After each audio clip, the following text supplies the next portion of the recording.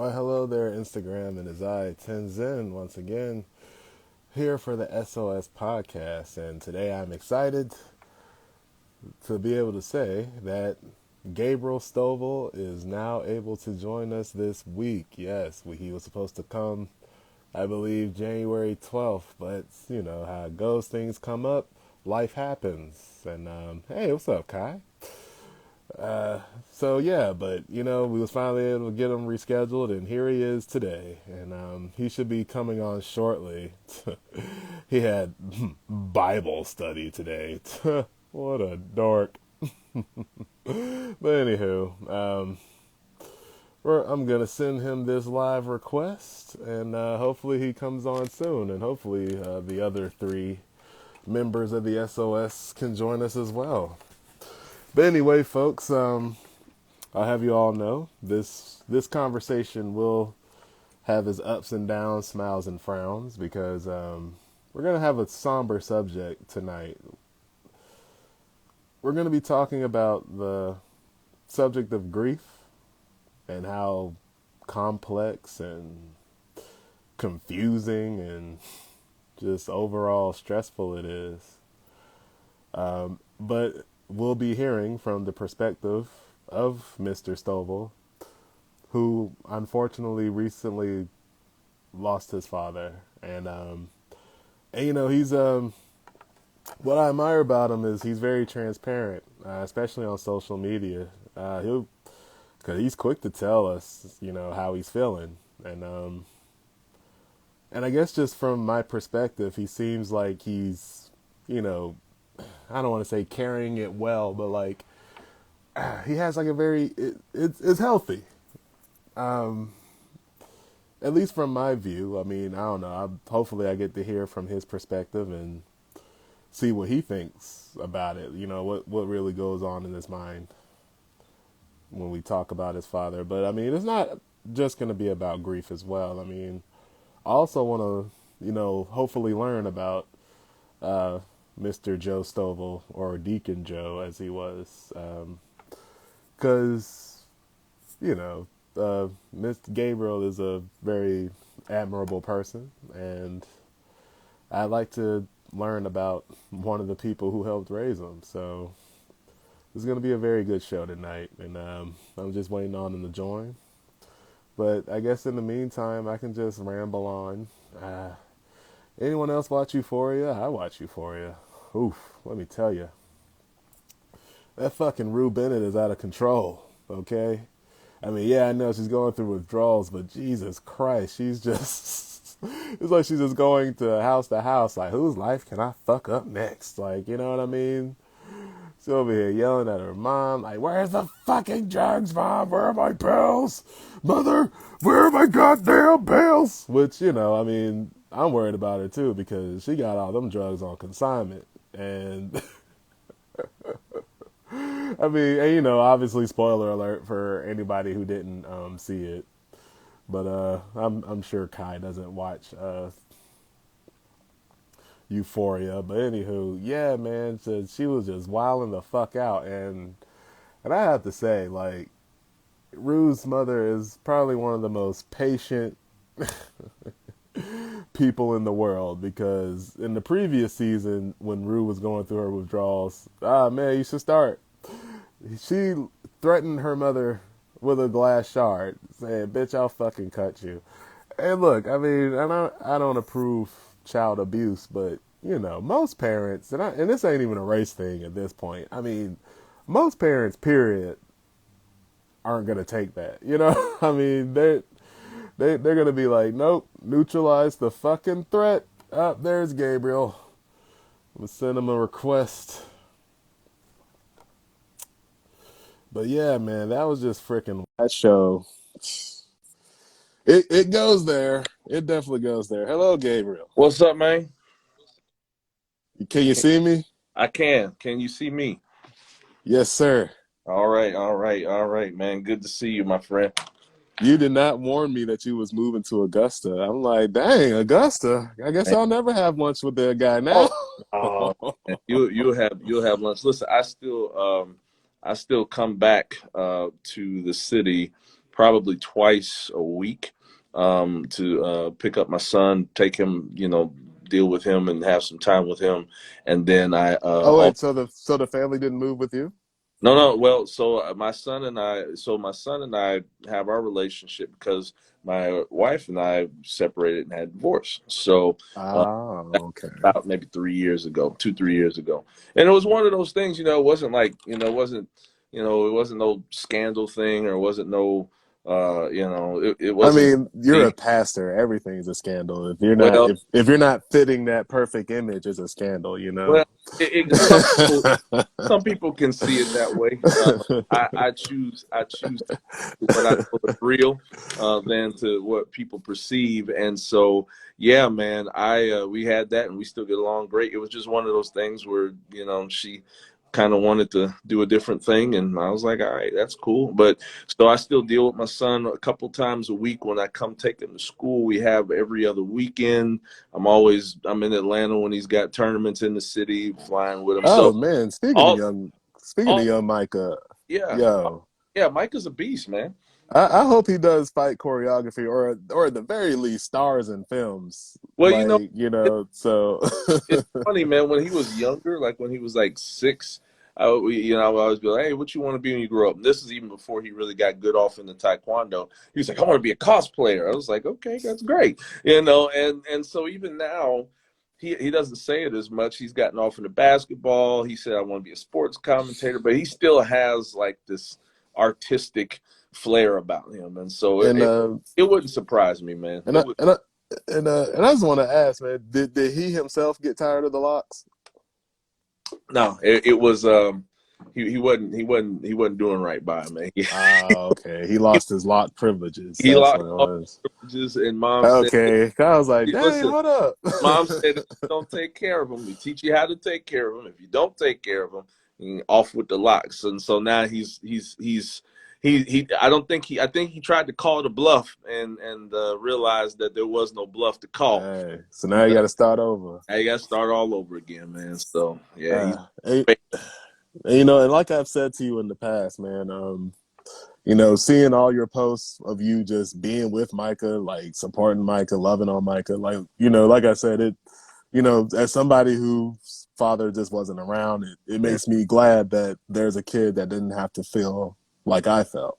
Man, wow. So, No, I and, appreciate that, man. I and, appreciate and it. oh, go ahead. I'm No, sorry. I was just gonna say I couldn't imagine not being that to my son, and it's kind of opposite reasons. Like, so I always say this. I always say, like, if I have something good, if I have a good example, it makes me want to replicate that example. And then sometimes if I don't have a good example, then it makes me want to say, you know what, I ain't gonna be like that. I'm gonna do differently. So I was Mm-hmm. blessed. I had a great example with my father, and he was an awesome man, not a perfect man, but even in his imperfections, he was transparent. He was open. He allowed his life to be an open book. Showed me how to be better even through his faults. And so I tried to do that with my son, man. I tried to have an open book relationship with him. Sometimes sometimes he says some things, and I'd be like, but I want him. I want to create an environment with him to where he doesn't feel like he's going to get in trouble every time he tells me something that's real. Right. And even with a lot of people, even like with his relationship with God or whatever, he knows God according to what he has discovered in his 10 years of life. Me or his mother, he'll ask us questions. We'll tell him what we think or believe, but we don't try to force anything on him. I want him to come to whatever he's going to come to. I want him to come to that on his own. And sometimes that means him, asking me questions and saying stuff like, "Hey, let me challenge this," or "I don't know about this," or "This doesn't make no sense." Hmm. I'm cool with that, and What? Most no, old school pastors would have been like, "Get the belt. We gotta save our son nah, by committing violence." nah. I mean, this is my, I think this goes whether you're talking about theology, whether you're talking about science, whether you're talking about whatever. If you're trying to get someone to a place where they can, in their own minds and ways, trigger the evolution of thought, why would I push back on questions that it just doesn't make sense to me. You know, even with the young people, sometimes that teach at church, I always tell them, I said, first rule of thumb, I don't want no Jesus-y answers. If you got something that if we're reading something about virgin birth and you like, hey man, this don't make no sense, man. How the hell you It think sure don't.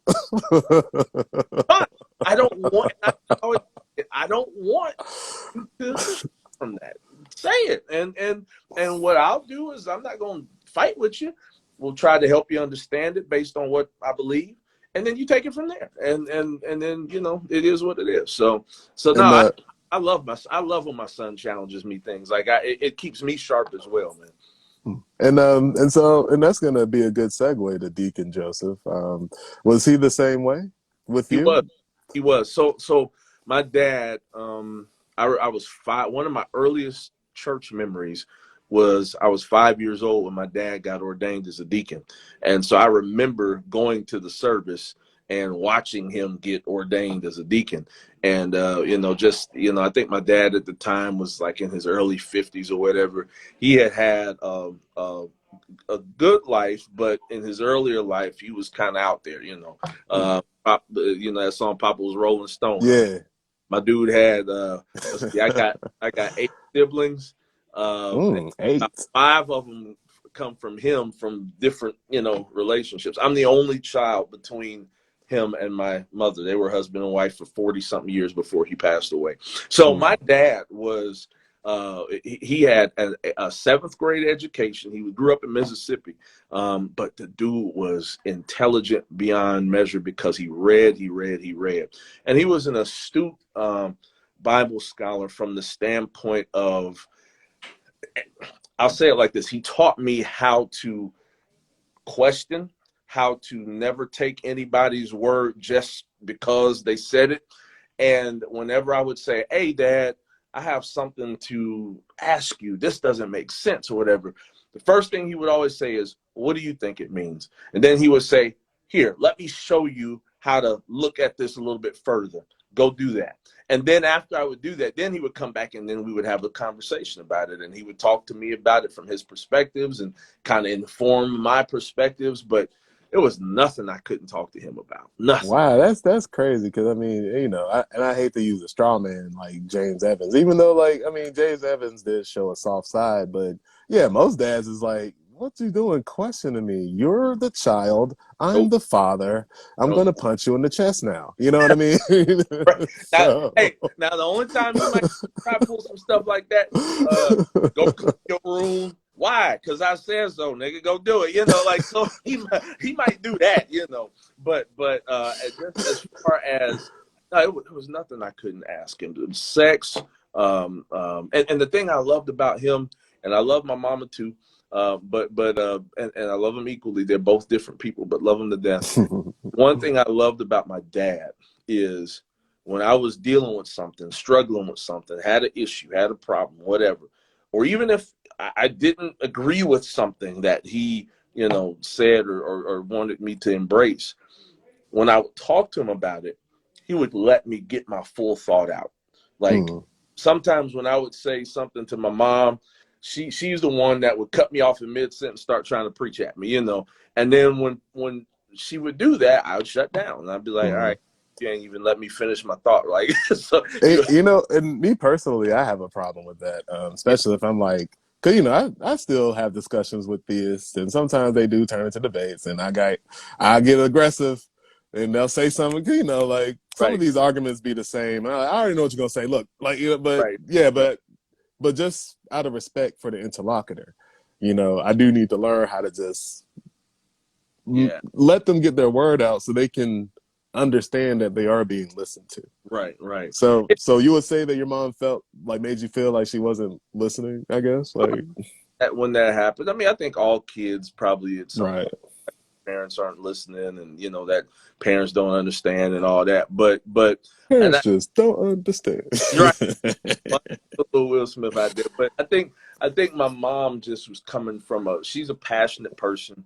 She's a Leo. She's just, you know, she's just coming from that Just place like of, my grandmother. yeah, just need to be heard, need to be, you know, and it's a good place. And again, it wasn't a place of, you know, she didn't care. I know she cared about me, but it was just, Right. she just couldn't. Even today, sometimes a lot of times she's gotten older, of course, and everything, and so sometimes I've just learned, man. I get on the phone with her. I usually call her like if I'm driving from Augusta to Atlanta or something, 2 hours. So I just Yeah. phone, just let her talk, man. You know, I just let her talk. Mhm. But my dad was a scholar guy, but he was also very fair. He was a Mm, he was one of those where he had this quiet strength about him, and he wasn't always talking, always rah rah rah, but then when he did talk, it was like, okay, I got to listen, because mm. from men don't often sound off like this. So So, like, would you say like he wasn't the type to waste words? now, Would you say? absolutely, he was calculated in his words, and he definitely did not waste words. He was an efficient wordsmith. I like to call him, because Mm, he he really took the time to make sure he was saying the right things, but that he was conveying it in also the right way. And he used to tell me all the time. He'd be like, "Son, listen, there's a way to do anything. You can do the right thing, but if you do it in a wrong way, you mess up your progress, and mm-hmm. so stuff like that, man. He was Oh, a giver of wisdom. oh yeah. Like I said, I'm working on that, man. Because I don't know. I mean, this is just like debating anything, like especially like race or gender or whatever. Like, somebody might say something. I'll be like, man, what the fuck? Like, Right. just like, you know what And I'm saying? Like, it's hard because honestly, the reason why I think it's hard sometimes to do is because people are so uninformed, man. Like it's kind of crazy. We live in this culture now where we have lost respect. We was actually just talking about this in Bible study. We lost respect for subject matter experts, and so like if you studied some discipline of science and you've gotten a bachelor's degree and you're working on a graduate degree and you're hmm and the extent of my science education is high school biology and whatever I feel like googling at 3 o'clock in the morning. Well, right. I'm really not in a position to try to battle wits with you, hmm I because mean, we and come that's what yeah. yeah. Did I say that to him? Like, dog, the people smarter than us disagree with you. So I don't know what you're trying to say. So But I oh, go ahead. because when you run up on people that they don't know what they're talking about, and yet they talk with all the confidence and bravado, and ain't trying to hear you out, and you know what you know, like, okay, bro, whatever. So yeah. So and it's funny. Going back to Deacon Joe. I remember like a couple of years back. Well, more than a couple. I think this documentary came out in 2014, but it was about Nas, and and I believe he's the same way. Like his education stopped at 8th grade, Yeah. Yeah. but the way I mean, you know Nas, the way he is with the words. Dude's You a you wouldn't think. I mean, you would think he at least graduated high school, but you say he stopped school at 8th grade, and yeah. like I said, like the way he talks, even Yeah. the rhymes he writes. It's Yeah. like, Yeah. Like it just proves that there's more than one way to educate yourself. It's mm, more than one way to put knowledge into your brain that can be used in good ways. I think sometimes, man, even like my son is an absolute genius. And I'm not saying that because he's my son. My son right. is a smart dude. And I think one reason why he doesn't like school is because he doesn't get challenged. And Mm, so I could say in some ways, I kind of stopped even though I went and got, college degree, seminary degree, all that. In some ways, I stopped my education about 10th, 11th grade because I, did what I needed to do to get through school. But there was also this other side of me that was like, let me go educate myself in a little less traditional way so that I hmm educate myself on my own terms. you know. And I think, you know, you look at somebody like Nas, like my dad, they did that, man. And like I said, my dad was a voracious reader. Oh man. And I was just about to ask you, like, you know, growing up, like, how often did you see your dad just with a book, like with his head in the book, you All, know, like. and it wasn't just the Bible. Like it was, he definitely, he was Sunday school teacher, all of that. So yeah, he was in the Bible, but my dude read, we had different holy books, other religions. I read the Quran for the first time because it was in his library. I mean, sciences, social sciences. Dad was a political junkie, you know, so he's reading that. He's reading newspapers. I mean, dude was a reader, and that's where I got my love to read. And not just read, but like he would read and then try to find ways to apply what he's learning to knowledge and to just living in life. And so yeah, he was huge on reading, and that's probably why I got the book bug myself, man. I can't go into what's the book? Is it Barnes and Noble? Yeah, Barnes and Nobles. I can't go to any book without out with my Oh man, right. shoot, what? I Man, can't do what was the last book I've even read? I mean, besides like a graphic novel, like what was a? I think I just read Infidel, the Ion Hersey Ali autobiography. I think that no, I mean I know I've read another book besides that, yeah, but it's yeah, just not as often as when I was a kid. But true. so wow, that's crazy. And you know, and that was like another toxic stereotype that I used to hold about, you know, religious people back when I first started being an atheist, right? Even though I used to be a religious person myself, but I used to think like, these dumb fuck Christians, they only know the Bible. They ain't even read other books. Like, and here I am learning that Deacon Joe, like, not only did he have a Bible, he had a Quran, he had other Yeah, holy books, and he also had social science books and all that other stuff, his teaching thought. himself. Yeah, Yeah.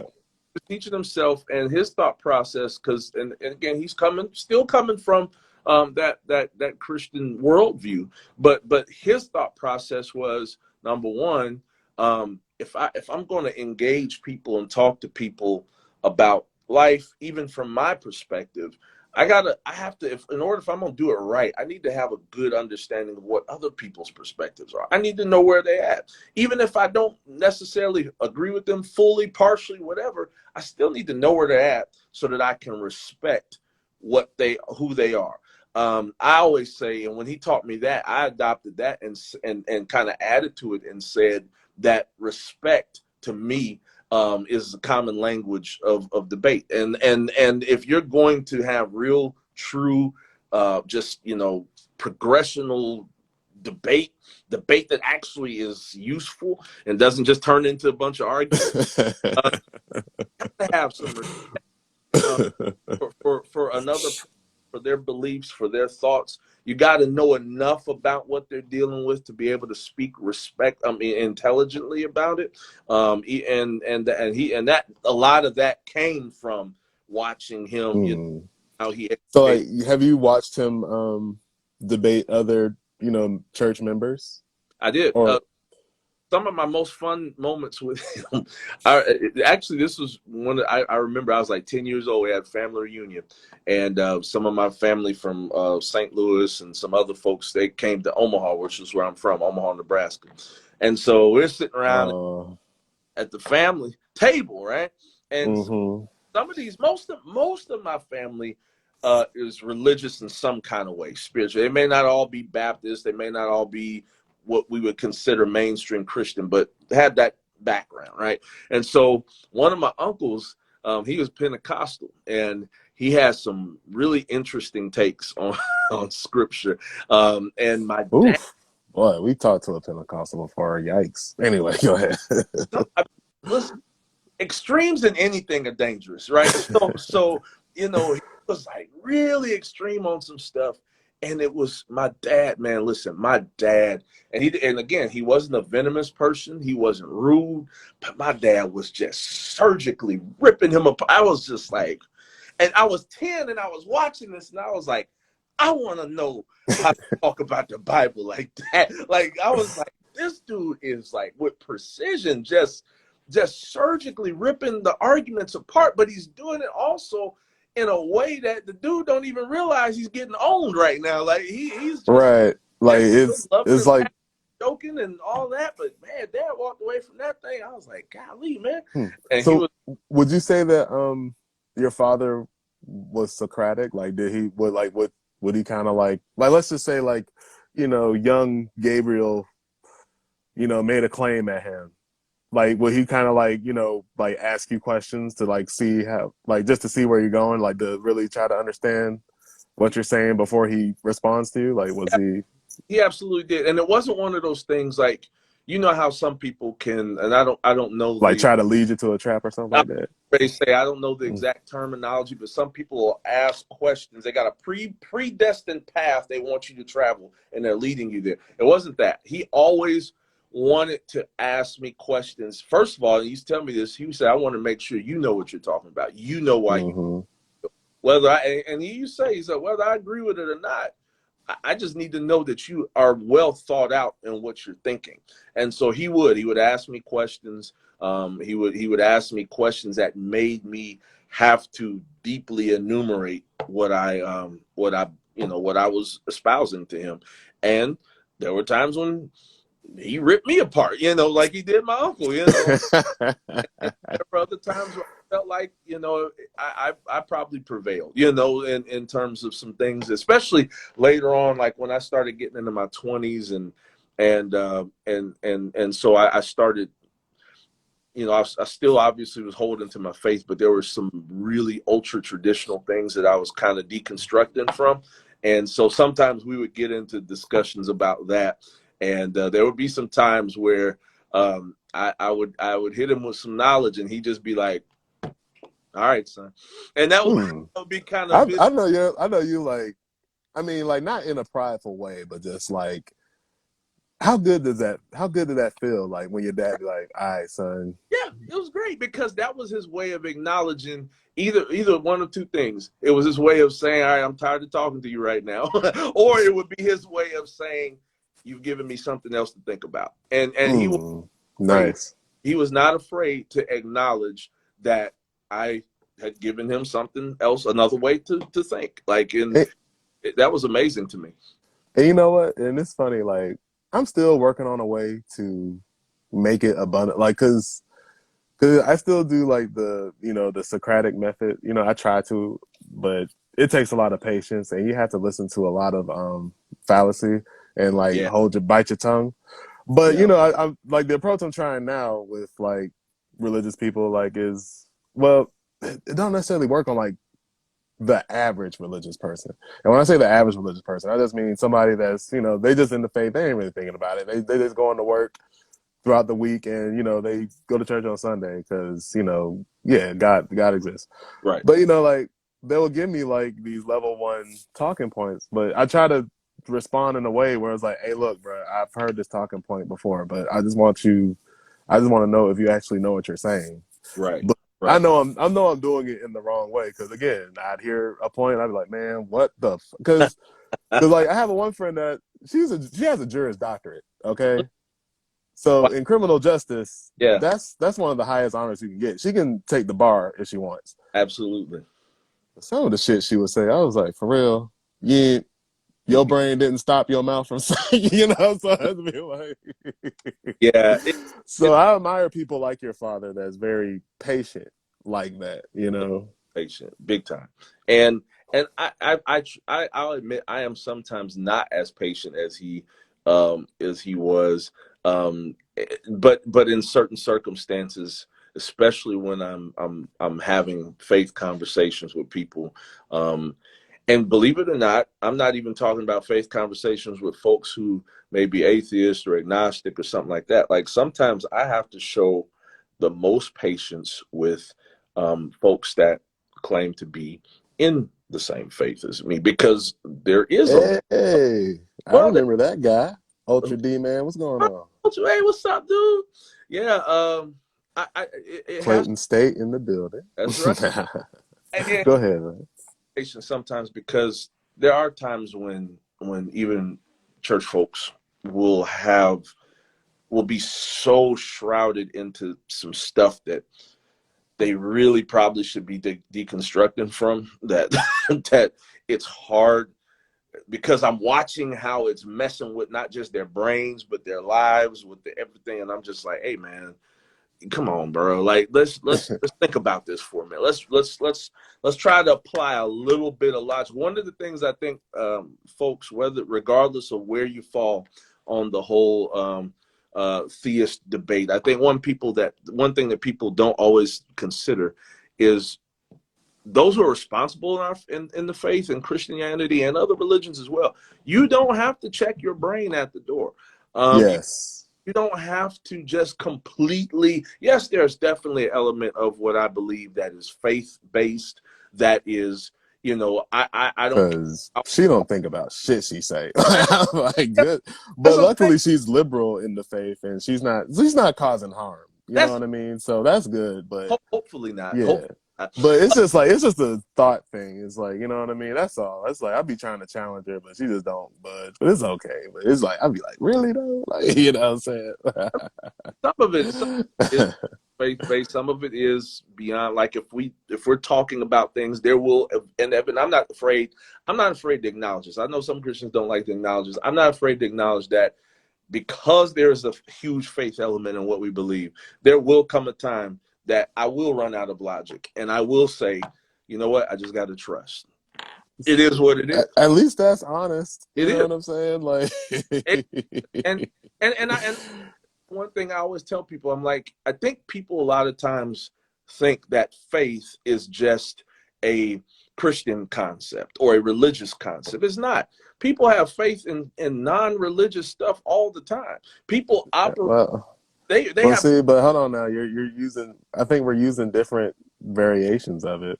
Well, definitely different variations. A difference between theological faith and just kind of abstract stuff in regular life, but you're still trusting in some things that you can't fully understand or fully.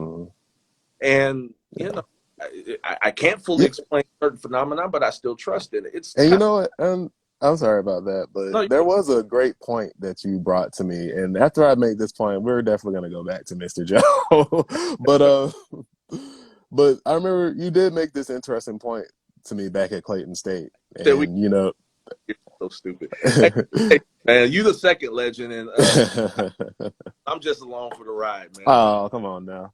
But back at Clayton State, you made this interesting point with me, and it really did make me think, because you've correctly pointed out, hey, you're not necessarily an expert in fields such as biology or chemistry or whatnot.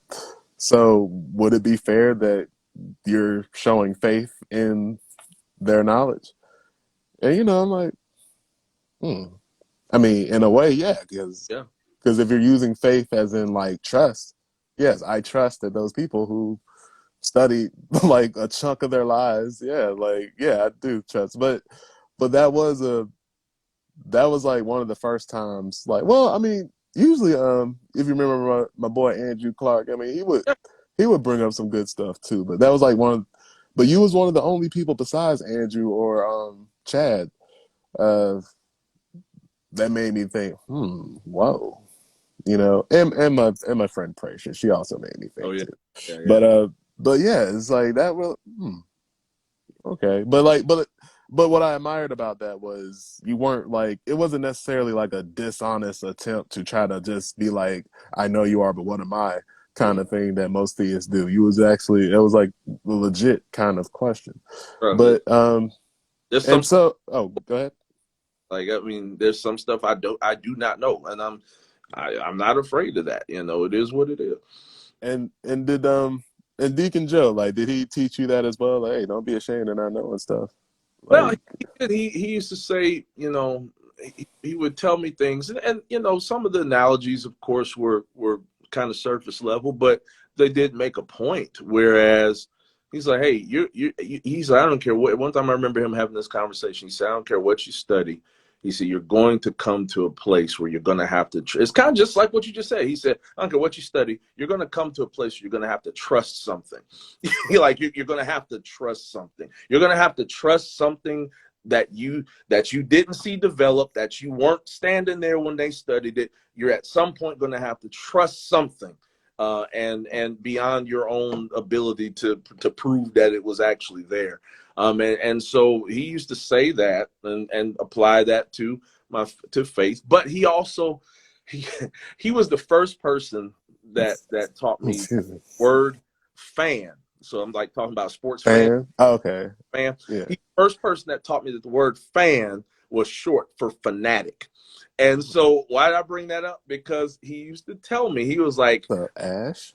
we would watch Nebraska football games, and it would be like, Oh, who poor did y'all. I watch this? Y'all was Huskers fans for Man, I real? was a Cornhusker fan, dude. That's back when Oh, okay. they suck. Oh, back in the day. Okay. I mean, I still, just because, but they suck now. I But mean, yeah, I heard you publicly denounce them. It was sad. I was sad for you.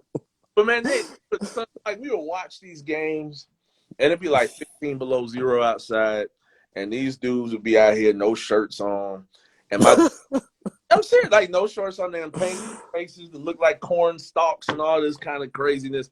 And my dad would say, "Hey, now," he said, "those aren't fans." He said, "Those are fanatics." Fanatics, exactly. Yeah, crazy.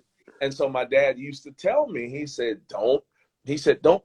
He said, "It's okay to be passionate in what you believe. It's okay to believe it with your heart." He said, "But do not be a religious fanatic to the point you are almost cartoonishly nuts about what you believe, like to the point where, like Pastor Greg Locke and his book burning.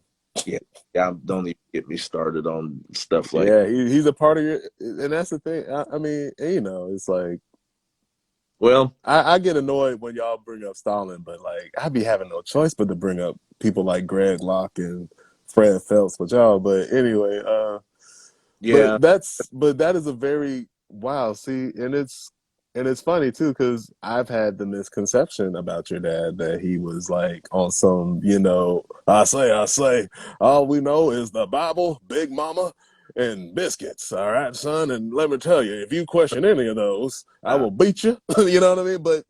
But like here I am, like learning, like and this was over the years too, Pastor Gabe. Like when I first saw you come to Clayton State, I thought you was one of those like homophobic black preachers, like you know what I'm saying. But like over the years, especially with you being the campus minister and just seeing you on Facebook, I'm like, yo, he's actually pretty liberal, and it's blowing my mind because like your father, like how he like when was his heyday? Like he grew up in what the my dad was 60s or born in 1932. He was born in 32. He was kind of a Depression era baby. So like the 50s was like, his heyday. Like, so like a black man from the 50s in Mississippi was somehow, I mean, and not to say that, more of those types didn't exist, but that's pretty rare, like for them to be that liberal, like whether it's in the faith or not, you know what I mean? Like you expect somebody from those times to be like, now look, son, I don't care about you being, I respect the homosexuals, but if I catch you doing it, I'm gonna kill you. You know what I mean? Like, you know what I'm saying? So it's wow, like, don't judge books by their covers, especially not from where they're from, because we're talking about somebody who grew up in Mississippi, moved to Omaha. Like that's like when I think of those, I think Bible, like so moved to East St. Louis, came to Omaha, all of that is kind of Bible Beltish. And so yeah, you're right. But and honestly, that I don't really like our family in general. Like I said, most of our family faith-based folks, but also some really intelligent, open-minded individuals as well. People ask me all the time, if your son comes to you and he's gay, what you gonna do? I said, I'm gonna take him out to lunch. And they'd be like, what? And they're like, why would you give that answer? I said, because if my son wasn't gay, I'd still take him out to lunch. The point is, I'm going to treat my son like my son. I love him. Whatever my dude does, what am I going to do or say to make him choose something different or live out something different or what? So I'm going to love what is presented. Now, if he asks me certain things about certain things and whatnot, yeah, I'll talk to him, tell him how I feel about it. But it's not going to be in a situation where, you know, I got my belt out and I'm ready to whoop on you, bring to that, and et cetera, et cetera. You know, my dad was very much that way, and I try to emulate that in how I handle my son. Now, your path to becoming a pastor, I guess, like what was Deacon Joe's reaction to you saying, "Dad, I want to become a pastor. I feel the calling." You know, like what, like did he ask? Did he go Socratic on you? Did he pray with you? Like what was his response? Because obviously he was supportive, but you know what? Definitely was Socratic in the beginning. Both mother and my father were very. Okay. Matter of fact, the first time, so I have to give kudos to my mom on this one. The first time that I ever sat them down and say, "Hey, y'all, I think God's calling me in this way." I think I was maybe 15 or 16. And my mom was like, "Boy, go somewhere and sit down and get your homework done. Get out of here." Why she said that was because I had a friend that I went to high school with who I think he had just preached his initial sermon maybe a few weeks ago. And he was trying to make sure that I wasn't doing the monkey see, monkey do type of thing. Like okay. like, yeah, your best friend done did this. Now you want to do it. No, go on somewhere. So I actually it actually made me go back and sit on that thing for about another 2-3 years. And then I finally came back and I was like, yeah, I think it's legit. And so my dad he asked me, how do you know this? Why do you feel like this? What do you think this is going to be like? What are you wanting to accomplish out of this? You know, and then once we had that discussion, then he was like, "Well, son, I always knew you're gonna be a preacher." And I was like, "Okay," you know. So of course he was supportive of it. But one thing he said to me, and I love it, and it just to me embodied two things actually that he said to me that embodied everything that I try to be now, even as a pastor, as a minister. The first thing he said was, he's like, "Son," he's like, "you get all your marching orders from God." He was like, "I know that you're going to have all these other pastors and other people trying to influence you to be this way, to be that way. You stand in your convictions." He said, you can take things and notes from others, but don't completely pattern yourself after somebody else to where you lose who you are. That was one thing I loved about him. And then the second thing he told me, which really at the time I was offended, but now 20 years later, I think is the most powerful thing he ever told me. I remember I was about 21 years old, 21 years old, just got through preaching some youth revival or something. And I felt like I'd done my good preaching, you know, everything was great and all stuff. And I came home and me and my mom was bragging about it and talking about it. And then, you know, people was telling me, "Oh yeah, you gonna pastor a big old church one day." And I was talking through all that shit. And then my dad said, he waited until I got through talking and he stopped and he said, "Hey, what if God chooses to use you in other ways outside of being a pastor?" I was like, "You dog, how you gonna sit there and tell me?" Because after I just got preaching this sermon, of course he's gonna use me as a pastor. I was offended. But what he was doing was he was opening my mind to the prospect of not boxing my faith, my God, in. And I'm glad he like did. not limiting yourself, like not being tunnel vision to right. So because now I got this whole career in sports journalism and sports media that's taken me across the country, has allowed me to do so many awesome things. And I can still represent my faith and my beliefs in that. If I did not hear that from him, I probably would have pigeonholed myself into some, you know, country preacher somewhere with the loud you'd have been handling snakes and right. And so the truth is, like, I'll be honest. So with you, I would have, if it wasn't for that, I would have never met you, because I would have never went to Clayton State, because that ain't the church and that ain't where God want me. You know what I'm saying? It would have been his conversation with me that said that. Just, it took some time, but it allowed me to open my brain up and just be like, "Hey man, don't limit yourself. Don't box yourself in. Allow yourself to see how big and expansive this world is, and how many different things you can do to make a difference. So, yeah, yeah. Man, okay, so it's funny. So I hate to get into the more somber part of this conversation. And would you mind if my big brother joins us? No, it's cool. It's cool. I'd actually like you to meet him. All right. He's a really cool guy. All right. But you know, and harken back to when your dad said, "I always knew he was gonna be a preacher." I remember, hey, Los, my great great grandmother, like I remember she used to always tell me that, you know, oh Marcus, I just know you're gonna be a preacher. I was like, that's so nice of you, Sissy. Like that's what we called her. We called her Sissy. Mm. And I remember, I forget which verse in Proverbs, but I remember she wrote my name next to it. It was the train up the child verse. Mm. She wrote my name next to it. I never knew why. It was in her Bible. She wrote my name next to it. It was creepy. But but yeah, just you just reminded me of her. And you know, even though she was 96 and lived a full life, and it's crazy too, because I even told myself that when I was having my little emotional episode over her, because we have a picture of her on a pillow. Mm. And I remember I always passed by it. Not, you know, I don't think I was ever emotional when she died, even though I was definitely missing her because, you know, I had a relationship with her. She was my great great. We used to go up to Louisville every year to go see her. Right. And I don't know. I remember I picked up the pillow. I was looking at her face, and I hugged it to myself. I hugged it like, and I don't know, man. That was like my first time feeling sad, you know, that she's gone. Yeah. And you know that the toxic masculinity kind of kicked in on me, and I told my boy Royal this too. I guess I just can't let myself feel stuff, but I was like, man, shut up, Marcus. Like, not a lot of people know their great great grandmothers. You Right. did, Right. but it's like, okay, but I still miss her, and I still want her to be here.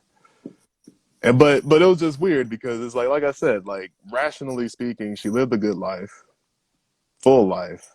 The fact that I even got to know her was a blessing, but still, I was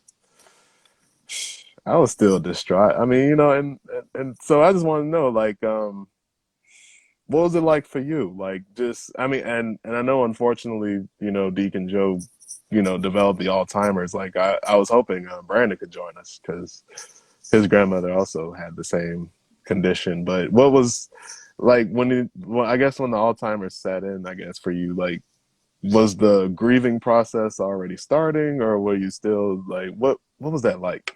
Yeah, that's crazy. It's a great question. I say it like this. I grieved his death for, let me say it like this. He had Alzheimer's, at least from a diagnosable standpoint, for 11 years.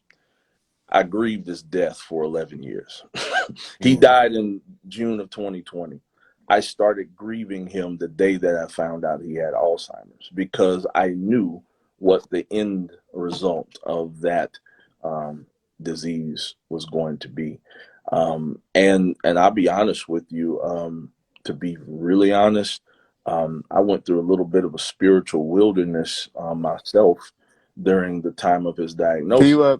Can you define that for us? Yeah, Spiritual well, wilderness. spiritual wilderness. I felt lost spiritually. I felt like I was, everything that, and I'll tell you why. Because so there was a time years back, my mother, we thought she had lymphoma cancer, and I remember she had all these lumps and different things going on in her body. I remember my father and I, we prayed for, different things like that. Went to the doctor's report, lumps are gone, everything's great. We was like, hey, great, God healed her. Okay, cool. So fast forward to when my dad is dealing with this. And I remember I praying, same kind of faith, same kind of whatever. Please, God, don't let this be. Let this not be Alzheimer's. Take it away. I found out that it was. I was mad. I was like, well, damn, why did it work last time and it didn't seem to work this time? And so I went through about a year of that where, even though I was still, doing what I did, going through the motions, preaching, teaching, all that, there was this big part of me that was just mad.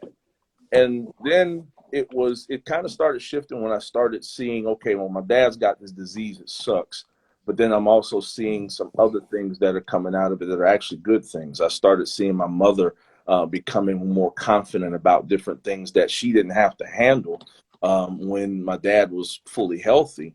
And she's becoming just this strong beast of a woman.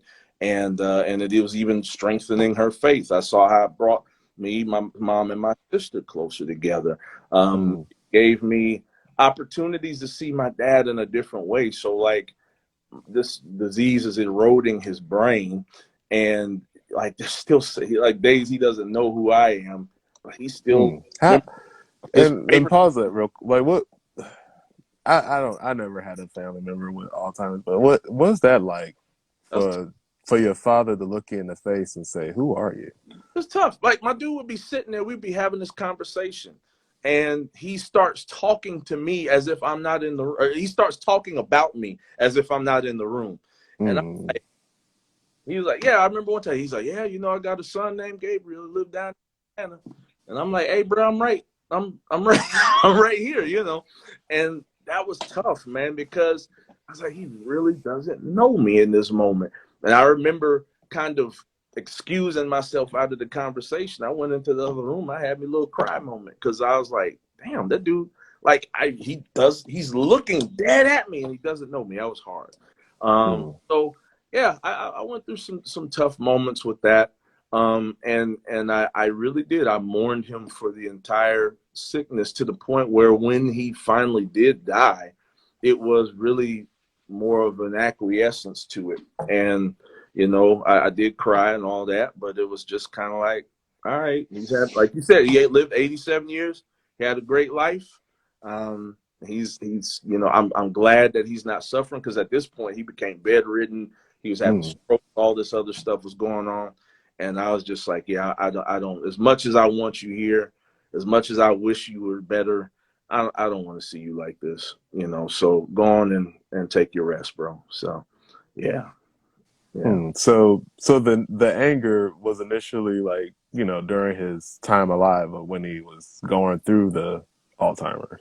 Very initially, that initial time, like I said, we're seeing some signs, but you know, I'm trying to pray that away. I'm trying to, because I hate it. It was just weird. I don't know why it was that it was always, I used to think about the things that could take out my elderly parents, you know, cancer, all this stuff. I was always so fixated on, man, I really don't want none of them to get Alzheimer's. Please, God, don't let none of them get Alzheimer's. Because I just saw how cruel that disease was. And so when it happened, I was like, well, dang, nigga, I mean, I asked you in last something like this. You did it. What's up with this? Like, you know, and so, yeah, I dealt with that for a while, you know. And, you know, and I ain't going to lie. Like, sometimes I still be like, I almost wish he had cancer. I almost wish he had something other than that. Because it, I'm going to try not to get choked up. Yeah.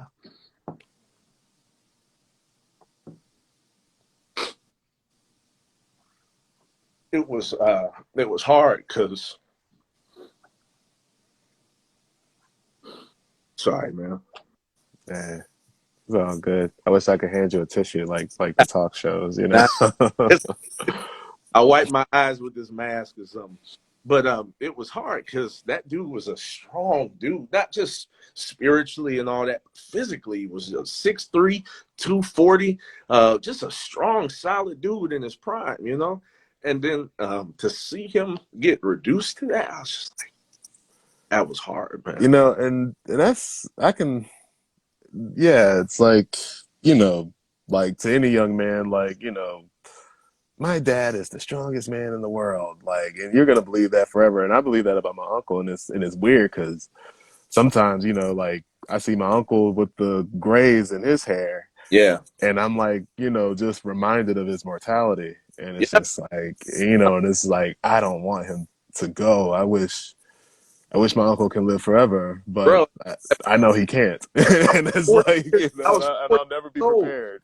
I was 40 years old when my dad died, and I'm still sitting here like, I want my parents to live forever. You know, I mean, it is what it is. It's just, I think we all kind of deal with that. You know, even now, like my mom's 78, and I start seeing her ailing. I almost lost her last January. She had a virus that attacked her heart. It wasn't COVID, but it almost took her out, man. And so like I almost faced the prospect of losing both my parents in a 6-month time. You know, so yeah, it's tough to deal with, man. It's tough when you see those pillars in your life show those signs of weaknesses. Yeah. So like, were you seeing a therapist during your mourning phase? Absolutely. I still see one today. I started actually, so my first time seeing a therapist was about 10 years ago. I was going through a little bit of depression, and Mm.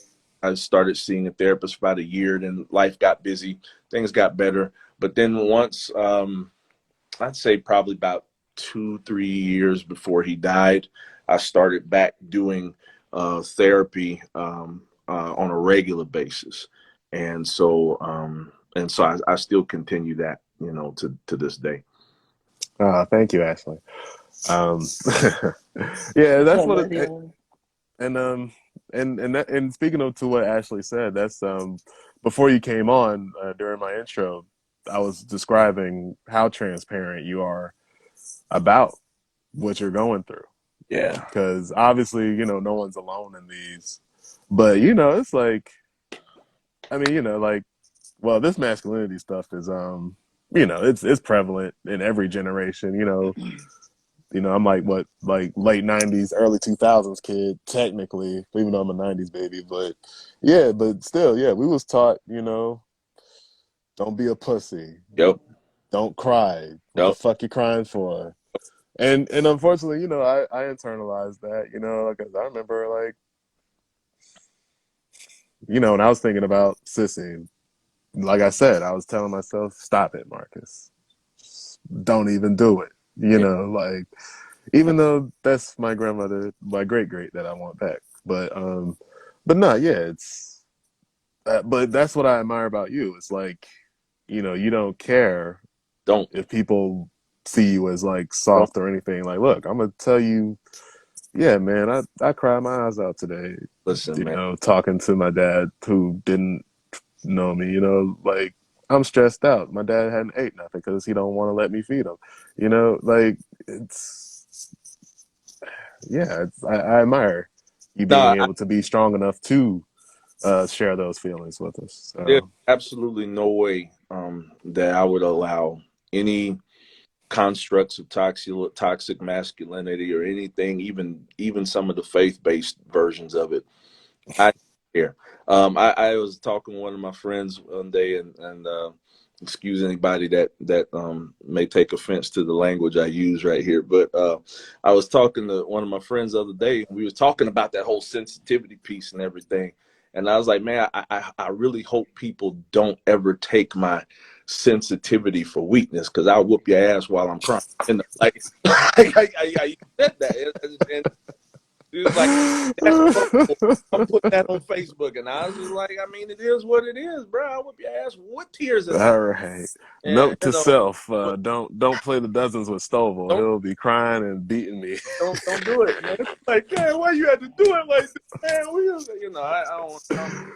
But no, seriously, I have the church side of that is me saying that I always say that transparent ministry, because we got enough people out here faking the funk.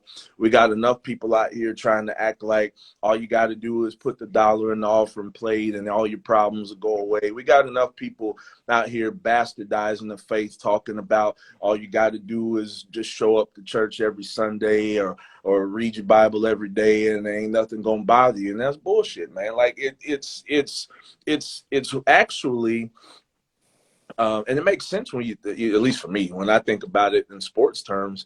If you believe that there's a good and there's an evil, and that they're on polar opposites of each other, and if I'm on the good side, well, doesn't it make sense that if the evil side wants to take the good side down, it's going to press even harder to come after me because I'm on the good side? It's kind of like when you're out there playing basketball. If you got me and Stephen Curry, on the 3-point line, well, who you guarding? Like, Yeah, yeah. you're going to guard the one that's the threat to what you're trying to do, you know? And so I always tell people, honestly, the truth is, you know, you commit yourself to these kind of faith walks, it actually gets harder. It doesn't get easier. It actually gets harder. And so I see so many people fall away, not because they don't want to have a heart for God, or not because they don't want to have a heart to do good things. They fall away because we don't do a good job, especially in Black church culture. We don't do a good job of teaching people how to navigate through difficulties. We don't do a good job of teaching people how to actually expect that hard times will come.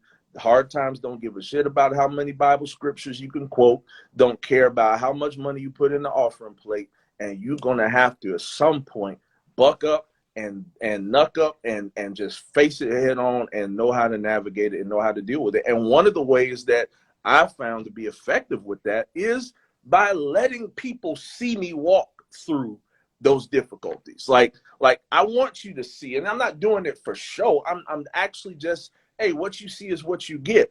I want you to see that there will be days when I will preach that awesome sermon and 13 people will come running and asking, hey, what can I do to be saved? And I'm excited. And then 3 hours later, I'm like, God dang, I miss my dad. I feel like shit. Like it's just, it is what it is. And many times, man, we deviate from that to try to purport this image that, honestly, even if you look at scripture, even Christ didn't try to hide his hurts. Like, so why are we doing it? Like, if he was transparent to the point where Garden of Gethsemane, he's sitting here like, all right, yo, look, I know I'm supposed to die. I know this is why I came, but I really don't want to do this. So if you can figure out something else for me to do, let me do that. Like, he was being transparent. I don't want to do this. Well, if it's good for him and we claim him to be the ultimate chief example, why are we running around pretending like don't nothing touch us? Why are we running around pretending like don't nothing affect us? That's stupid. So yeah, I'm always going to be real. And sometimes, you know, people think to a fault. I remember some dude was like, man, if you would just do this and play this game, man, you pastor a big church. I said, I don't want to pastor a big church. I want to help people. I ain't worried about all that.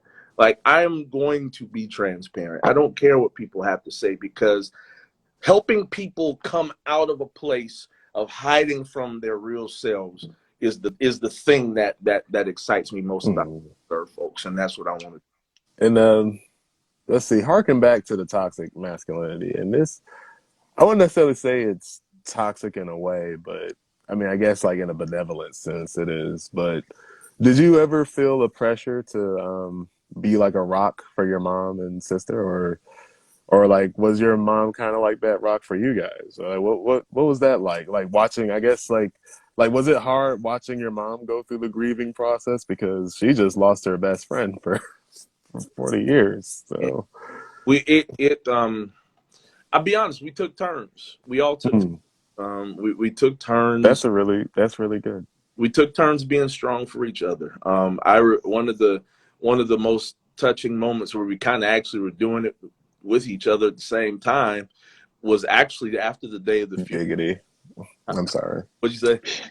I said giggity. I'm sorry. I couldn't resist it. You know what's funny? As soon as I said that, I caught myself. I was like, man, I'm 12 years old in my mind. I'm probably choice of words there, but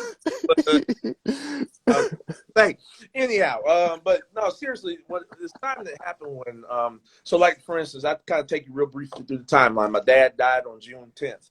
And so on the day that I got the phone call, I hurried up, got on the plane, got to Omaha from Atlanta. All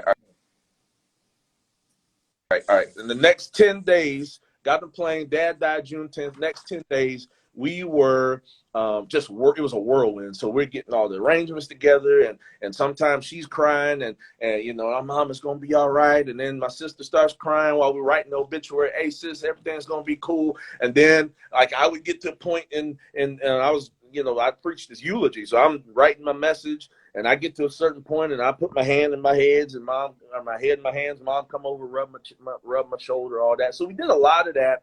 But then it was crazy, because then we got to the, you know, after all the preparation, and we got to the funeral, when they were shutting the casket, we both were just kind of inconsolable, because in my brain, I'm sitting here like, hey, this is the last time I'm going to see this dude, you know? And so they're closing the casket, got my big cry out, was there for her. She was absolutely no good in that funeral. Now, she wasn't over the top emotional. She was just subdued. She was just sitting there. After I got that cry out, I was good. I was like, yeah, all right, straight. So we go up here, preach the message, did all the things, you know, whatever. We get to the house. The repast was at the house, so everybody was there getting the food, and we're serving and having fun. It's almost like family reunion atmosphere, and it was crazy. It's almost like something off a sitcom, because when the last guest left, my mom and I, we sat on the front porch, and we looked at each other, and it was real quiet. And I said, "What the hell do we do now?" And she started crying, and I started crying, and we kind of embraced each other. And we were just like, yeah, we're gonna find a way to get through it. We're gonna be all right. So it really was like we were all kind of taking turns being that. Yeah. You know what? It's funny too. Like I detest crying. I hate it. Really? But afterwards, you feel good. Yeah. Yeah. It's so strange, right? It's like I be trying to stop myself, because I had another friend, a really good friend of mine, who passed away. He had a heart problem, I believe. But the thing was, like, he helped me get better at Street Fighter. Like, I was really big into like Street Fighter, you know, and you know, he helped me, like, he coached me to actually like know like good combos and stuff. And I remember when he passed, like, I remember I turned the game on, you know, Street Fighter 5, you know what I mean? And I started feeling it. I was like, stop it. Triggers. Stop it, Marcus. Stop, bro. Oof, man. Like, and the thing was, like, for like months, I couldn't play. Really? Yeah. Because I just started thinking about him, and then I just couldn't turn it on, like, for a minute. Like, I feel you. I don't know when I was actually able to start playing again. But it's funny though, because like every time I see these fighting game updates, and especially for King of Fighters, he was also in the King of Fighters, and like, and, you know, all these character announcements, and you know, every time I see a character that I know he would like, because he was really into like, you know, like chicks with attitude, like on Street Fighter, like he loved Cammy, like he loved him some Cammy, and it's funny, like I'd see a character that I know he would like, and I'd be like, yo, man, he would really love him. And, you know, and sometimes, you know, I'd even like, you know, talk to him sort of be like, yo, LV, you see that? Yo, you would really love her. Yeah. And you know, and it's crazy too. Like, I still have his number in my phone, and it's just like, I don't want to delete it. Right. It'll be too final, you know? So yeah, grief is so strange. I don't know, like, is there anything that you have in your possession that's like a sentimental item? Like, you know, like what, like, was there something that you just looked at, like you just thought about your dad, is like, fuck, listen, I remember we used to throw the fucking football, you know, just. Actually, no, seriously, it's funny you bring football. So I still to this day, like, I used to be a huge college football fanatic, even beyond Nebraska. I watched the first day of full day of college football, man. I got pizza wings.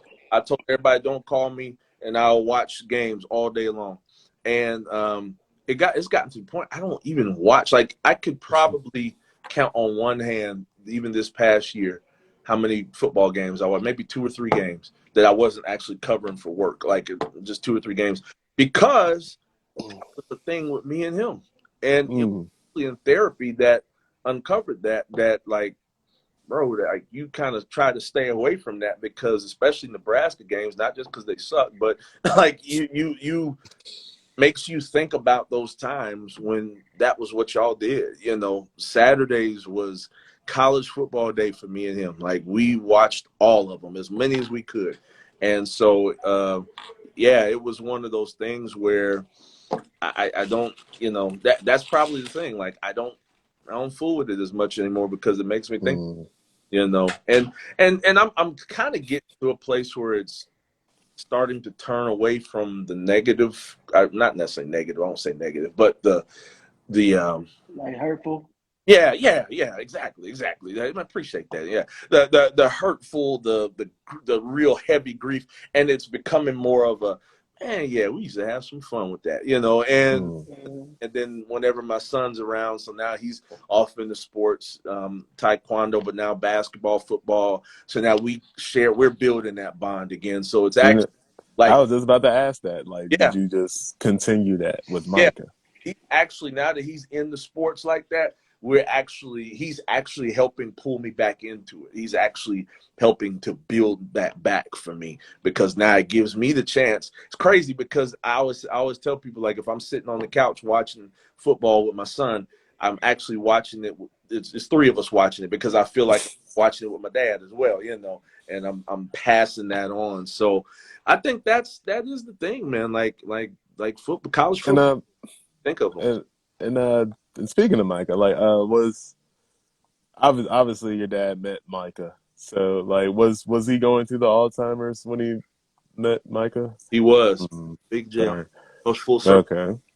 Yeah, no, yeah, Mike. So yeah, he did, and that's one of the things that kind of makes me cuss at Alzheimer's sometimes, because I feel like I tell people all the time, I say I had no regrets with my dad. Like there's literally, Marcus, like there's literally is, like, you know how people Hey, be. hey, hey! It's Tenzin in public now. Can you call me Oh, my Tenzin? bad. I'm sorry, man. My fault. I need. That's the blowback to nicknames you give yourself. Ain't nobody gonna call you that shit. Like, I'm gonna call you Tenzin, man. I'm gonna do it. okay, thank you. Yeah, but Okay, Marcus is my dead name. right, right, right. But serious. So it was like, yeah. I mean, it's dang. What was I saying? What was I saying? Remind me what I was saying. You're talking about your son, Yeah, basically, with the Alzheimer's. Yeah, there's my no, dad. Yeah. yeah. Okay, so Thank you, Yeah, Les. no regret. yeah, so you know how some people be like, man, I wish I could have one more conversation. I wish I could do this. I wish I could do. I actually tried to think of it. I couldn't think of any regret. The only regret that I have about that Do you whole, at least want to dance with him again? no, I didn't dance with him. You're, Oh, okay. Yeah, you're so hilarious. you know, we wasn't that, yeah, Dance with my father again. Can Yeah, can go I ahead, jump in love. for a second? Yeah, yeah. but Oh, go ahead. I want you to finish that thought. Go ahead, finish yeah, that I was thought. gonna finish this thought real quick and say, yeah, so uh, I wish that he would have had more time with Micah, in a place Mm. where he could really know him. Like, I know that Mhm. he knew him in the moment, but that as soon as he, you know, it was gone. You know, Oh man. Micah was 8 when, was he 8 or 9 when my dad died, and he was Mm. 9 when my dad died. So Micah saw him, Dad saw him, but I do, if it weren't for Alzheimer's, I feel like there would have been more lasting memories. He could have had some of them conversations like, yeah, I remember your Mhm. daddy when he was your age, you know, that kind of. Yeah. So I kind of regret that. I wish that was not the case. Listening to you talk, so just having such a visceral, just understanding, and just like just talking, just having such a profound, just way to just describe how you were feeling. It kind of makes me a little envious of you to a degree, and the reason I say that is because as I sit here in this present moment,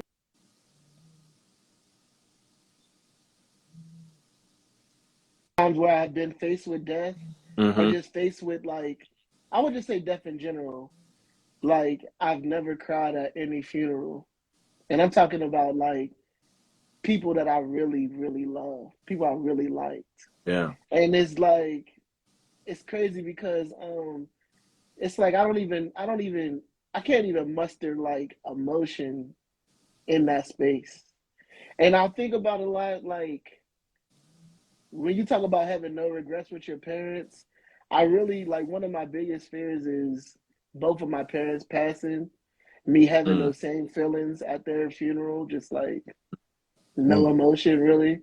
And Mm. then when it's far too late, when I'm probably facing my own mortality, having like, damn, Yeah. I wish type moments. You know what I mean? Like, and maybe it's just because it's really because it's kind of hard for me to connect with people too, just in general. You know what I mean? Like on a level that's like more than just kind of like being considered by them a good person. Yeah. You know what I mean? Like Surface. there's Yeah. very few people that really know me. I think the only person that really like when I think about them being gone, like passed away and dead, and just being like, oh, like that would really affect me is my son.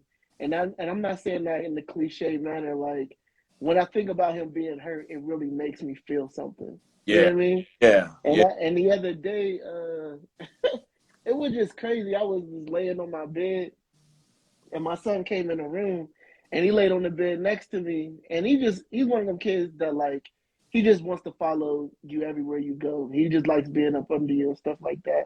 So Yeah. I'm just thinking it's one of those moments again, and he's like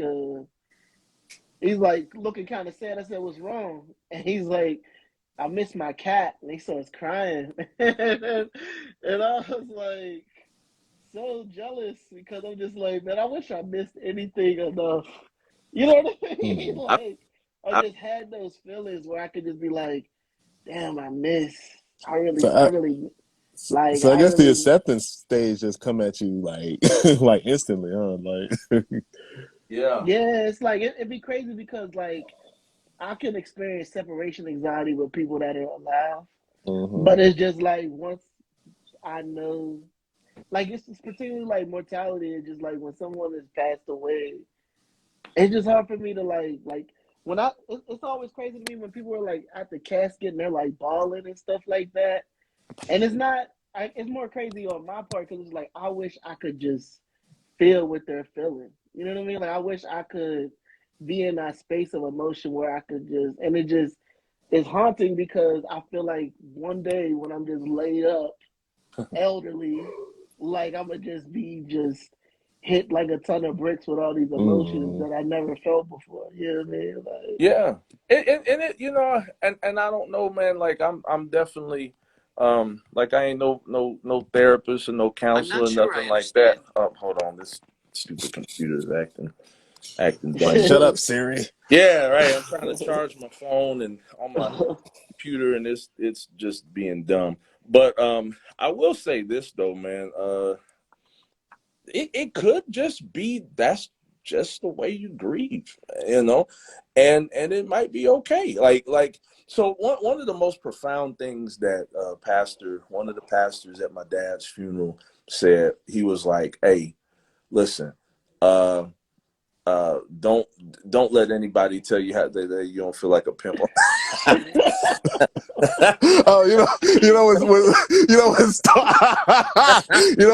hold on. I ain't realized Stovall was reading Big John's comment. I was like, Listen, hold on, what? I'll The read. pastor at the funeral said Hey that. man, you thought, yeah, that would have been some deep stuff right there.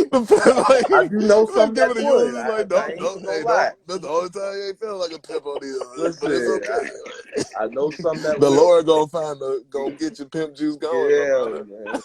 But no, the thing that dude said that was amazing, and I believe my mom needed to hear it just as much, if not more, than anybody else in that building.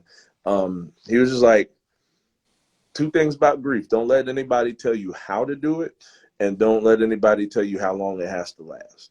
Mm, Now obviously how to do it within reason. You don't want to go out here, hurting folks and stuff like that. right. But I mean, just like I said, like I mourned that thing, knowing my dad's fate for 11 years, and I had a lot of people trying to, well, at least you still have them, and I'm like, y'all really don't know how Oof. to, like, yeah, y'all really don't know how to deal with people that are grieving.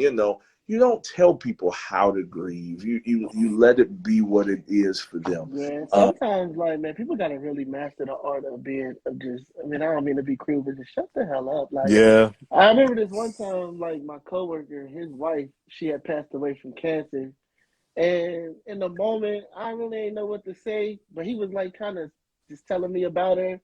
And I was like, but you could just tell he wanted to talk, you know what I mean, to say something about her to me, you know what I mean? And I was just like, word, I feel you. And all I could really say was, bro, I don't even want to disrespect you by saying something profound. Like, I feel for you. That's all I can say, bro. Hmm. Like, I don't want to try to say something poetic or And he probably appreciated something that deep. way Yeah, more, you like, know. I just feel for you, bro. And Yeah. I know that's this messed up situation, and she seemed like a sweet lady. Like, sorry. Yeah, that's all I can Hmm. say. Yeah, Yeah. I'm gonna be honest. You probably did the best thing possible. Like yeah, honestly, like when I go into and one thing, like I've seen death so much, done hundreds of funerals, like been in the rooms, the hospital rooms when they taking the last breath, all of that. So there's a part of me that's kind of like, yeah, I've seen it. It is what it is. But one thing I learned is when I go into those moments, I don't make a habit of saying a lot. Like yeah. I just what I call it ministry of presence. I'm just there. I'm just Hmm. here for you, and then especially for folks that share in the faith that I espouse. I may stick around for 15, 20 minutes, and then when I'm getting ready to go, hey, can I pray with y'all? And then they'll say yes. All right, I'll pray. Love you guys. Hey, listen, anything y'all need, just let me know. Walk on And out. you, You and you know know. what, to piggyback on that, like by you being a pastor, like in the black community, you're the shoulder that a lot of people got to lean on because I mean, That's for yeah. most people, PASA is the therapist sometimes, even though I know you're starting to campaign to get that mindset out of folks, Bro, but I it's like, I want that mindset gone. Like but, but, that but still though, like a lot of people, you're there in their time of need, during their grieving moments. And so it's like, I guess like for someone like you, like, which you're, like I said, you're so unashamedly transparent, but like, I guess like, did you ever feel that pressure? Like, man, shoot, I'm the pastor. Like, I can't, you know, I'll like, be honest. Maybe early, like maybe my first couple of times handling funerals, I felt like that. And I don't even know if it's necessarily pressure. I just felt like, when I was a younger pastor, I was 26 when I first started pastoring, and it was one of those things like, all right, man, you got to kind of attack this from a different angle now. It's not like family; they're relying on you to be strong. So I really felt that when I'll tell you the when I first really felt pressure like that was when there was actually someone in the church that I was pastoring at the time who I was really close with, and so mm, it almost felt like family to me, right? You know what I'm right. saying? So and I'm not trying to sound crass when I say this, but Okay. yeah, if a funeral home calls me up, because this does happen sometimes, a funeral home calls me up and says, hey, we just had a infant death and we don't have Mm, anybody to do the eulogy, would you come do it? All right, cool. I'll go in there. Yeah, it's sad, it's tough, I can comfort you easy. But when it's somebody that I had heartstrings tied to, I did have to go into another room and kind of cry it out for myself and then come back in and be like, okay, now let's walk through this. um, mm, there were a couple times when I just couldn't, and I had no shame in it. One, I preached the eulogy of my best friend, and that was in some ways that was even harder than preaching my dad's eulogy because mm, my dad was 87, lived long life. You kind of expected it. This guy, he was in the prime of life. We was actually when he died, the day before he died, we had just been on the phone talking about how he was going to meet up and hook up and talk about some stuff, and he just kind of died suddenly. And I did, man. I stood up in that pulpit, and it took me about 30 seconds. Like, I wasn't boo-hooing, but it was right. just, let me get this out, and then once I get this out, I can do what I need to do. So even in those moments, no, I don't feel pressure, man. I listen. I have, if one thing, I'm perfect by no means, man. I'm not perfect at all. I have so many flaws, it's not even funny. But there's one thing I know that God has helped me to master, and that is not giving a damn about what people think about me. And that, I think, Ooh, Pastor, you cuss like a rabbi. nah, You know? man. Church folk will make you do it sometimes, bro. They make you do it. I don't give a damn about what people think about me. I really don't. And And I think that's one of the best attributes I can have, because Yeah. people are going to think a lot of stuff about me, and some of it warranted, and some of it stereotypical, and some of it uninformed, and some of it informed. And all right, and my dad used to say, you got to let stuff like that be, he said, treat it like water off a duck's back. Just let it roll off you, keep it moving. And sometimes it's harder than others, but no, I don't feel pressure, man. It's part of who I am to be transparent and to be in the moment and let people know it's okay to have these feelings and then still find a way to navigate through them. Yeah. See, would you say that there's any lessons that you're learning from your father, like from beyond the grave? Like, is there just some, like, or maybe just being reminded of something, you know what I mean? Yeah. Just, I ain't gonna drop too many dimes, because I actually have a book I'm writing that's called Lessons from My okay, Father. So I'm gonna drop that hopefully around Father's Day. But really the be biggest, on the lookout. yeah, man, yeah, absolutely. Biggest lesson I'm learning from my dad right now, that's just continuing to teach me, is be a student. Be a student Mm. of everything. Be a student of everything. Don't stop learning. Don't cap off your capacity to learn. Don't be afraid to accost yourself with new ideas and then find yourself deconstructing old ideas. Like, I'm in a major, I won't go into it too much now, because I gotta get back to the house in a few, but I am actually in a really pretty sizable theological deconstruction period right now, where I'm thinking and considering a lot of the stuff I've been taught, and I'm like, yeah, that don't pass the smell test. Yeah, I don't think that's true. I think there's a better way to look at this. And then some of that is even, I'm reinforcing, yep, I really do believe this. So that is one of the biggest lessons that he's continually speaking to me beyond the grave is, hey, don't stop being a student. Don't stop learning. Don't stop opening yourself up to new ideas, new thoughts, and still being able to stay true to who you are. That's one big thing. And then the other thing that he continues to teach me is this: don't waste moments, man. Don't waste moments. And I think he also teaches me about being a father. I am a father to my son. I think a decent father to my son, because I follow the mold of my father, who was a great father to me. So I think those are the things that he's still teaching me beyond the grave, man. All right. Los, anything you want to add?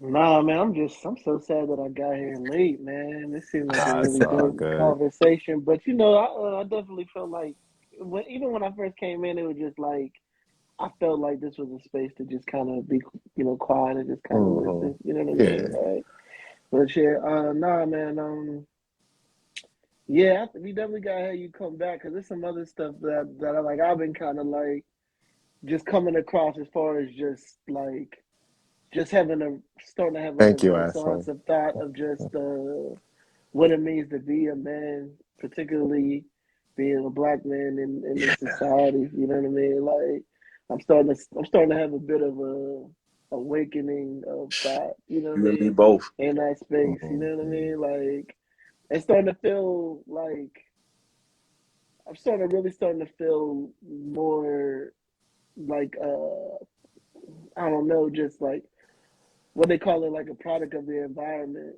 Yeah, I never really felt that way before. yeah. But the more I educate myself, the more I'm like, Yeah. I You really am. recognize them. Like, I really am a product of the environment that I was brought up in. You know what I mean? I think we all are to some degree, Los. Like, I'm gonna be honest with you, real quick. I say this, not to prolong it, because this would start an entire new show on its own. but that's part of my deconstruction process, from a theological standpoint.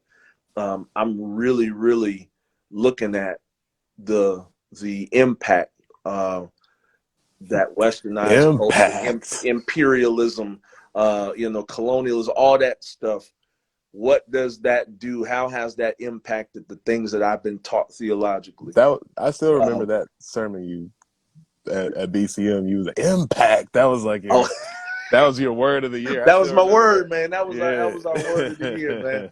But like seriously, like I'm looking and I'm like, hey, there's some stuff that I'm perpetrating, not knowing that I'm perpetrating or perpetuating is what I'm trying to say. There's some stuff I'm perpetuating, not knowing I'm perpetuating it. It's very erroneous, but it's the stuff that I've been taught from a kind of white evangelicalism mindset. And I'm looking at how damaging that perspective really is to Black people in and out of faith. And so I'm with you on that, man. Like, and to me, I feel like a product of the environment. You know what I'm saying?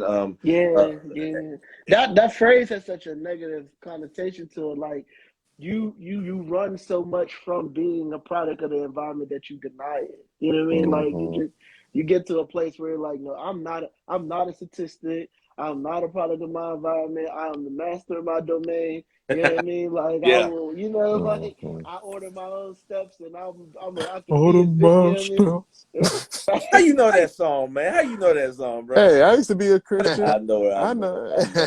I know it. But shoot, man, we're coming up on the 90-minute mark, and Okay. Stovall, we definitely gotta have to get you back in here Please, to man. talk about deconstruction and also sports too, because that's your job. It But is. and also And I love it. and also I'm gonna send you my friend's page, Renew Therapy Georgia. She's kind of in your boat. She's also advocating, more Christians to go to therapy, and she's a licensed therapist herself. So I'm Fantastic. definitely send you her page, and What's up? also I'm doing the and podcast. also look, I don't, I You don't good? know what You good? everyone else's belief is when it comes to afterlife, Oh, I but appreciate it. Yeah, I was hoping you my wasn't locked out or something. He I put was some. hoping you wasn't locked out or something. hey, tell that person Okay. to. Anyway, I'm here. I know you were Yeah, talking and we heard you. So, yeah. but anyway, as I said, I don't know about anyone else's belief in afterlife, but as far as I'm concerned, I mean, as long as that person is still being, as long as that person is remembered, they're still alive. Yeah. And Yeah. Deacon Joe is definitely still alive in your memory, your Very much. mother's memory, and there's different versions of Deacon Yes. Joe Yes. alive in in people's memories. So, thank you for not only donating your time, but also just sharing about your father, and also just being vulnerable with us and Yes, sir. allowing us to be vulnerable with you. So, Absolutely. It's my pleasure. Listen, I wouldn't have it any other way, man. And I anytime, when I'm able and our schedules match, I'll be more than happy to pop on. And sometimes, man, I honestly just want to pop on, kind of like what Lo said. Just come on and listen. You got another guest on. I just want to holler and sit and oh, see. of course, Not even be I guess the main guest, right. but just just kind of chill and watch. I love environments and discussions like this, so I appreciate the opportunity to be here. Yeah. Thank you. Yes, sir. All right, everybody. Next week we'll have Scottsdale Unincorporated, K Cartel, Ray Robb. We'll be talking to those guys, and thank you to Pastor Gabriel Stovall, Pleasure. one who I just realized was one of the coolest cussing pastors. I mean, thank goodness. Heck yeah, boy. I know it, man. I might have lost me a couple followers tonight, but He that's all said, "Hell right. They'll be all no, right. no, no, no, no." They'll All be all right. right. Thank you, and thank everybody who watched this whole discussion. I mean, we consistently had at least 4 people in the room. So, Yes. thank you for everybody who paid attention to us, and yeah, we'll end it on this positive note. Yes, Thank you sir. again, Pastor. All right, man. Y'all take it easy. We'll talk You next time. too. Yes, sir. Take care.